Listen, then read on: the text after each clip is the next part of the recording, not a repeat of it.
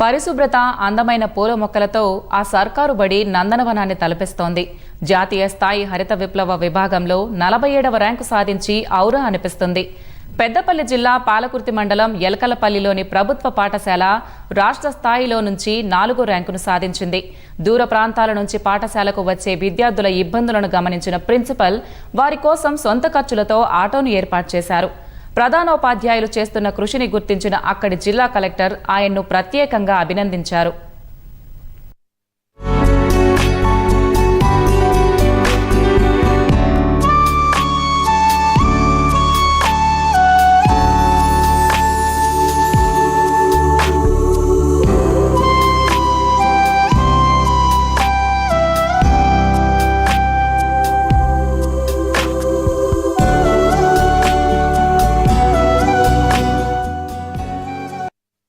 ఉన్న విద్య అంటే బోధన కార్పొరేట్ లెవెల్లో ఉంటుంది. మేము పిల్లల లోపలికి రాగానే చాలా చక్కగా ప్రతి ఉపాధ్యాయుడు కూడా పిల్లలందరికీ చక్కటి బోధన చేయడం జరుగుతుంది.